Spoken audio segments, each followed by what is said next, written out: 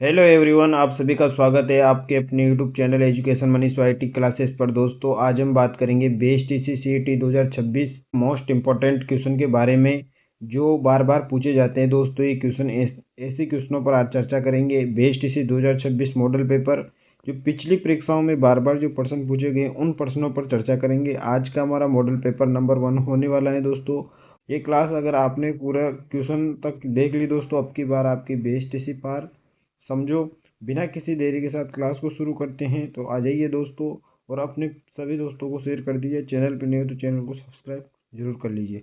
बिना किसी देरी के साथ क्लास को शुरू करते हैं। क्वेश्चन नंबर 1 है आज का हमारा, पॉलिटी से ही दोस्तों। पहला क्वेश्चन कि राजस्थान की प्रथम महिला राज्यपाल कौन थी। दोस्तों, राजस्थान की प्रथम महिला राज्यपाल कौन थी? क्वेश्चन नंबर 1 का सभी आंसर देंगे। कौन थी दोस्तों? श्रीमती गायत्री देवी, श्रीमती सुमित्रा सिंह, श्रीमती प्रतिभा पाटिल, श्रीमती गिरिजा व्यास। इसका राइट आंसर हो जाएगा श्रीमती प्रतिभा पाटिल। इसका राइट आंसर हो जाएगा दोस्तों। लगा लीजिए स्टार। नेक्स्ट क्वेश्चन की ओर चलते हैं। Question number 2। क्वेश्चन नंबर 2 है दोस्तों, राजस्थान के प्रथम राज्यपाल कौन थे? राजस्थान की प्रथम महिला राज्यपाल तो कौन थी? प्रतिभा पाटिल थी। और क्वेश्चन नंबर 2 है कि राजस्थान के प्रथम राज्यपाल कौन थे? गुरुमुख निहाल सिंह, संपूर्णानंद शास्त्री, सरदार हुकुम सिंह, सरदार जोगेंद्र सिंह। दोस्तों, क्वेश्चन नंबर 2 का यहाँ पर बताएंगे सभी आंसर। यहाँ पर हो जाएगा गुरुमुख निहाल सिंह, इसका राइट आंसर हो जाएगा। नेक्स्ट क्वेश्चन की ओर चलते हैं।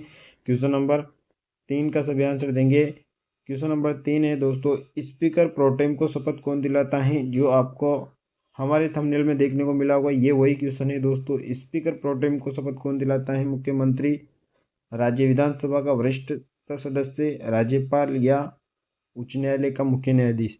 कौन दिलाता है? लगाओ दोस्तों इसको स्टार और कमेंट में छाप दो दोस्तों इसका आंसर। क्वेश्चन नंबर 3 का यहाँ पर क्या हो जाएगा? राज्यपाल स्पीकर प्रोटेम को शपथ दिलाता है। स्पीकर प्रोटेम को शपथ कौन दिलाता है? राज्यपाल दिलाता है। रट लो दोस्तों, ये क्वेश्चन बार बार पूछे जाते हैं और बीएसटीसी वालों के लिए क्लास रामबाण साबित होने वाली है। क्वेश्चन नंबर 4 है, श्री कलराज मिश्र राजस्थान के खालिस्तान वे राज्यपाल हैं। तो कलराज मिश्र कौन से नंबर के यहाँ पर राज्यपाल थे? 39, 40, 44, 41 या 44? दोस्तों, इसका राइट आंसर क्या हो जाएगा? 44 हो जाएंगे। 44वें राज्यपाल थे दोस्तों। कौन? श्री कलराज मिश्र। श्री कलराज मिश्र। नेक्स्ट क्वेश्चन की ओर चलते हैं। क्वेश्चन नंबर 5 का सभी आंसर देंगे। क्वेश्चन नंबर 5 भी यहाँ पर पॉलिटी से जुड़ा हुआ है, राज्यपाल से जुड़ा हुआ है और राज्यपाल से आपको एक दो क्वेश्चन आपको देखने को मिलेंगे। ये क्लास आपके लिए रामबाण साबित होने वाली है। राज्यपाल की उपस्थिति में उनके दायित्वों का निर्वहन कौन करता है? दोस्तों, यह क्वेश्चन बार बार पूछा जाता है कि मुख्यमंत्री करता है, विधानसभा का अध्यक्ष करता है, मुख्य सचिव करता है, उच्च न्यायालय के मुख्य न्यायाधीश करता है। अगर राज्यपाल की अनुपस्थिति हो तो उनके दायित्वों का जो निर्वहन करता है वो कौन करता है दोस्तों? तो यहाँ पर इसका राइट आंसर हो जाएगा उच्च न्यायालय का न्यायाधीश करता है। क्वेश्चन नंबर 6 की ओर चलते हैं। क्वेश्चन नंबर 6 का सभी आंसर देंगे। राजस्थान के राज्यपाल में निम्न में से कौन सी शक्ति निहित नहीं है? राजस्थान का जो राज्यपाल होता है, जो निम्न में से कौन सी शक्ति हैं जो उन पर निहित नहीं होती? विधानसभा को आहूत करने की, विधानसभा को स्थगित करने की, विधानसभा को विघटन करने की, विधानसभा को सत्रावसान करने की। क्वेश्चन नंबर 6 का यहाँ पर राइट आंसर हो जाएगा विधानसभा को स्थगित करने की शक्ति उनके पास नहीं होती। बाकी तीनों ही शक्तियाँ उनको पास होती हैं। बाकी एक उनके निहित नहीं होती, उन पर निहित नहीं होती। क्वेश्चन नंबर 7 का सभी आंसर देंगे। क्वेश्चन नंबर 7 है, धौली धूप राजस्थान के किस संत से संबंधित है? धौली धूप राजस्थान के किस से संबंधित है? ये दोस्तों आर्ट एंड कल्चर का क्वेश्चन है और ये क्लास संस्कृति, मतलब यहाँ से भी आपके क्वेश्चन बनते हैं, सभी एग्जाम में बनते हैं। सीईटी 2026 वाले के लिए भी काफ़ी महत्वपूर्ण रहेगा।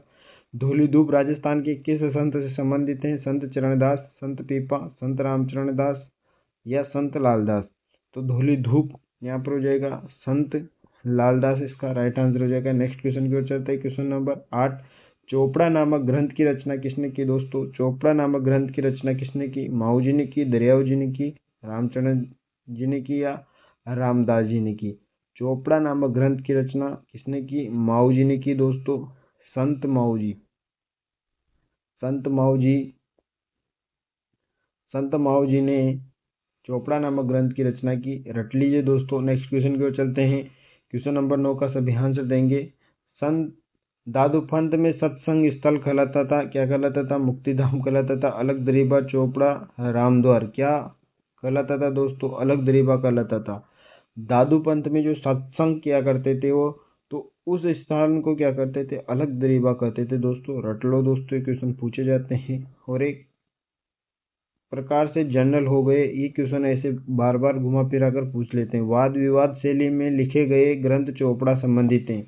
वाद विवाद शैली में लिखे गए ग्रंथ चोपड़ा संबंधित है। लालदासी संप्रदाय से, रामसिंह संप्रदाय से, निष्कलंकी संप्रदाय से, निम्बार्क संप्रदाय से। 10 का यहाँ पर क्या हो जाएगा? निष्कलंक संप्रदाय से संबंधित है। वाद विवाद शैली में लिखे गए ग्रंथ चोपड़ा किससे संबंधित है? निष्कलंक संप्रदाय से संबंधित है। नेक्स्ट क्वेश्चन की ओर चलते हैं। क्वेश्चन नंबर 11, राजस्थान के संत पीपा के गुरु कौन थे? राजस्थान में संत पीपा हैं, उनके गुरु का नाम बताना है। रामानंद थे, रैदास थे, दादू थे या रामानुज थे? कौन थे दोस्तों? 11 का यहाँ पर राइट आंसर क्या होगा? 11 को हो जाएगा रामानंद। राजस्थान के संत पीपा के गुरु कौन थे? रामानंद जी थे। नेक्स्ट क्वेश्चन की ओर चलते हैं। क्वेश्चन नंबर 12, राम चरणदासी संप्रदाय चरणदासी संप्रदाय की प्रधान पीठ कहाँ है? चरणदासी संप्रदाय की जो प्रधान पीठ है वो कहाँ पर है? दिल्ली में है, अलवर में है, बीकानेर में है या सीकर में? दोस्तों 12 का यहाँ पर राइट आंसर हो जाएगा दिल्ली। ए इसका राइट आंसर है। नेक्स्ट क्वेश्चन की ओर चलते हैं। क्वेश्चन नंबर 13 का सभी आंसर देंगे। बर्बरी एक प्रजाति है दोस्तों। यहाँ पर पशु संपदा आप याद रख लीजिए, पूछे जाते हैं। पशु संपदा से क्वेश्चन आते हैं घुमा फिरा कर और पूछे जाते हैं। बर्बरी एक प्रजाति है भेड़ की, बकरी की, ऊंट की, गाय की। बर्बरी यहाँ पर बकरी की प्रजाति है दोस्तों, और बकरियों की नस्लों से यहाँ पर काफ़ी क्वेश्चन पूछे जाते हैं। नेक्स्ट क्वेश्चन की ओर चलते हैं। क्वेश्चन नंबर 14 का सभी आंसर देंगे। राजस्थान में 19वीं पशु गणना किस वर्ष में हुई? लगाओ इसको स्टार। 19वीं पशु गणना किस वर्ष में? 2007 में, 2010 में, 2012, 2015। 19वीं पशु गणना की बात हो रही है, तो 19वीं पशु गणना कब हुई दोस्तों?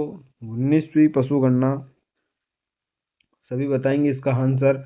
क्वेश्चन नंबर 14 का यहाँ पर हो जाएगा राइट आंसर। 2012 में हुई, और जो अभी नवीनतम और जो 20वां नंबर की जो है वो हुई थी 2019 में। इतना आपको याद रखना है। नेक्स्ट क्वेश्चन की ओर चलते हैं। क्वेश्चन नंबर 15 का सभी आंसर देंगे। राजस्थान की सबसे पुरानी डेयरी पद्मा डेयरी कहाँ पर स्थित है? पद्मा डेयरी कहाँ पर स्थित है? पद्मा डेयरी कहाँ पर स्थित है दोस्तों? तो यहाँ पर भरतपुर में, जोधपुर, अजमेर, अलवर, अजमेर में स्थित है दोस्तों पद्मा डेयरी। राजस्थान की सबसे पुरानी डेयरी इसको कहा जाता है। और कहाँ पर स्थित है दोस्तों? ये अजमेर में स्थित है। नेक्स्ट क्वेश्चन नंबर 16 का सभी आंसर देंगे। दूध उत्पादन हेतु गाय के प्रसिद्ध नस्ल है। दूध उत्पादन के लिए गाय की जो प्रमुख नस्लें कौन सी हैं? गिर राठी, राठी और नागौरी, मेवाती, मालवी, मालवी और थारपारकर। गायों की नस्लों से क्वेश्चन आएंगे। पशु संपदा अच्छे से पढ़ लेना है। और दोस्तों जो भी आपका यहाँ पर टॉपिक से कन्फ्यूजन हो कमेंट में ज़रूर बताना। यहाँ पर सभी प्रकार के क्वेश्चन हम करेंगे, चर्चा करेंगे सभी प्रश्नों पर। गिर और राठी इसका राइट आंसर हो जाएगा। क्वेश्चन नंबर 17 का देंगे। गोवंश कौन सी नस्ल मालानी भी कहलाती है? गोवंश की कौन सी नस्ल है जो मालानी भी कहलाती है? 17 का सभी आंसर आप देंगे। कांकरेज, राठी, थारपारकर, गिर। थारपारकर गोवंश नस्ल मालानी भी कहलाती है। कौन सी? थारपारकर।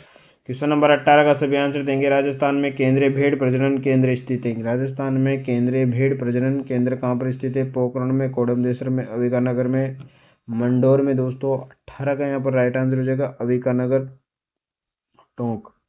अविकानगर, टोंक राजस्थान के केंद्रीय भेड़ प्रजनन केंद्र अविकानगर, टोंक में स्थित है दोस्तों। 18 का यहाँ पर आंसर हो जाएगा। क्या हो जाएगा दोस्तों? यहाँ पर हो जाएगा अविकानगर, इसका राइट आंसर हो जाएगा। क्वेश्चन नंबर 19 की ओर चलते हैं। क्वेश्चन नंबर 19 है। केंद्रीय ऊन विकास बोर्ड स्थित है। केंद्रीय ऊन विकास बोर्ड कहाँ पर स्थित है? अविकानगर में, दिल्ली में, जयपुर में, जोधपुर में। 19 का यहाँ पर क्या हो जाएगा? जोधपुर, इसका राइट आंसर हो जाएगा। क्या हो जाएगा? जोधपुर, इसका राइट आंसर हो जाएगा। नेक्स्ट क्वेश्चन नंबर 20 का सभी आंसर देंगे।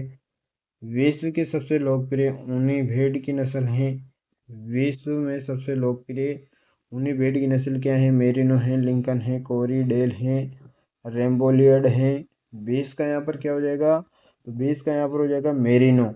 विश्व की सबसे लोकप्रिय भेड़ यानी कि लोकप्रिय ऊनी भेड़ की नस्ल है वो मेरिनो है। क्या है? मेरिनो है। ये आपको याद रखना है दोस्तों। नेक्स्ट क्वेश्चन की ओर चलते हैं। Question number 21। ललित विगर राज का लेखक कौन था? ललित विगर राज का जो लेखक था वो कौन था? विगर राज चतुर्थ, सोमदेव, हरिराज, पृथ्वीराज तृतीय। दोस्तों 21 का यहाँ पर आंसर छापेंगे और यहाँ पर हो जाएगा सोमदेव। क्या हो जाएगा दोस्तों? सोमदेव इसका राइट आंसर हो जाएगा। ललित विगर राज का लेखक Somdev. Next question, question number 22 का आंसर देंगे। पोपाबाई की पोल नामक पुस्तक किसने लिखी? अब आए हैं दोस्तों लेवल की क्वेश्चन, और ये क्वेश्चन बार बार पूछे जाते हैं, बड़े बड़े एग्जामों तक टक्कर मारते हैं दोस्तों ये क्वेश्चन। पोपाबाई की पोल नामक पुस्तक किसने लिखी? जयनारायण व्यास ने, दानमल ने, मानमल ने, माणिक्यलाल वर्मा। दोस्तों 22 का यहाँ पर राइट आंसर हो जाएगा जयनारायण व्यास। क्या हो जाएगा? जयनारायण व्यास इसका राइट आंसर हो जाएगा। रट लीजिए दोस्तों साथ के साथ। पोपाबाई की पोल कमेंट में छापते हुए चले सब क्वेश्चनों के साथ, याद हो जाएंगे दोस्तों। पोपाबाई की पोल नामक पुस्तक किसने लिखी? जयनारायण व्यास ने लिखी दोस्तों। Question number 23।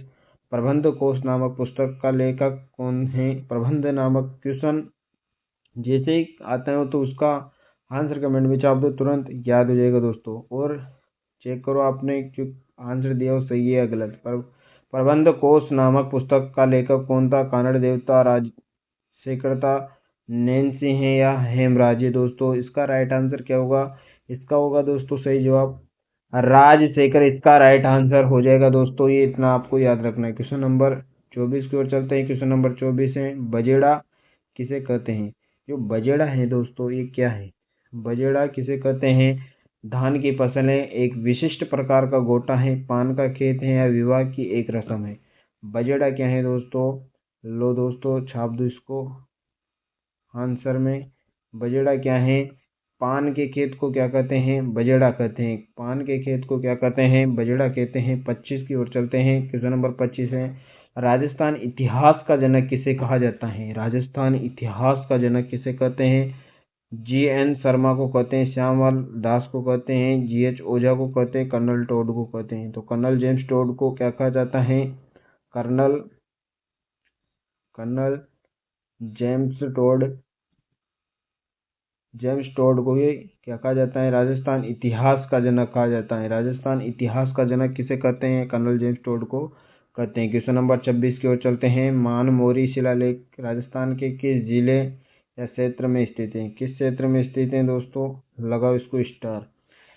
मंडोर में, माउंट आबू में, चित्तौड़गढ़ में, पाली में। 226 का यहाँ पर राइट आंसर क्या होगा? कमेंट में छाप देंगे सभी। चित्तौड़गढ़ में स्थित है दोस्तों मानमोरी शिलालेख। नेक्स्ट क्वेश्चन की ओर चलते हैं। Question number 27। क्वेश्चन नंबर 27 का सभी आंसर देंगे। बिजोले शिलालेख किस चौहान नरेश के काल का है? जो बिजोले शिलालेख हैं वो किस चौहान नरेश के काल का है? सोमेश्वर, पृथ्वीराज, अजयराज, हरिराज। इसका राइट आंसर क्या होगा? 27 का यहाँ पर हो जाएगा सोमेश्वर। नेक्स्ट क्वेश्चन की ओर चलते हैं। घोसुंडी का शिलालेख स्थित है। घोसुंडी का शिलालेख ये भी दोस्तों काफी बार पूछा गया क्वेश्चन है। 12, चित्तौड़गढ़, भीलवाड़ा, अजमेर। घोसुंडी का शिलालेख कहाँ पर है? घोसुंडी का शिलालेख चित्तौड़गढ़ में स्थित है दोस्तों। घोसुंडी बावड़ी, घोसुंडी का शिलालेख चित्तौड़गढ़। राज प्रशस्ति की रचना किसने की? क्वेश्चन नंबर 29, लगाओ इसको स्टार। राज प्रशस्ति की रचना किसने की? रणछोड़ भट्ट ने, मंडन ने, महाराणा कुंभरियल भट्ट ने। किसने की दोस्तों? यहाँ पर हो जाएगा रणछोड़ भट्ट। तेलंग ने राज प्रशस्ति की रचना की, जो राजसमंद झील के किनारे स्थित है। विश्व की सबसे बड़ी राज प्रशस्ति यानी कि प्रशस्ति इसको कहा जाता है। तो रणछोड़ भट्ट तेलंग ने इसकी राजसमंद झील के किनारे इसकी रचना की। नेक्स्ट क्वेश्चन की ओर चलते हैं। Question number 30। और दोस्तों आज का ये लास्ट क्वेश्चन रहेगा, सभी इसका आंसर कमेंट में देंगे कि प्राचीन भारत में विराटनगर किस जनपद की राजधानी थी? प्राचीन भारत में विराटनगर किस जनपद की राजधानी थी? मत्स्य जनपद की, जान राजन्य जनपद की, सीवी जनपद की, सालव जनपद की, 30 का यहाँ पर सही जवाब हो जाएगा मत्स्य जनपद, इसका राइट आंसर होगा। और दोस्तों आज की क्लास कैसे लगी आपको कमेंट में ज़रूर बताएं, और BSTC 2026 के लिए कौन सा सब्जेक्ट आपका कमज़ोर चल रहा है वो ज़रूर बताएं। रोज़ ऐसी क्लास के लिए चैनल को सब्सक्राइब जरूर करें। मिलते हैं नेक्स्ट लेटेस्ट अपडेट के साथ, तब तक के लिए जय हिंद जय भारत।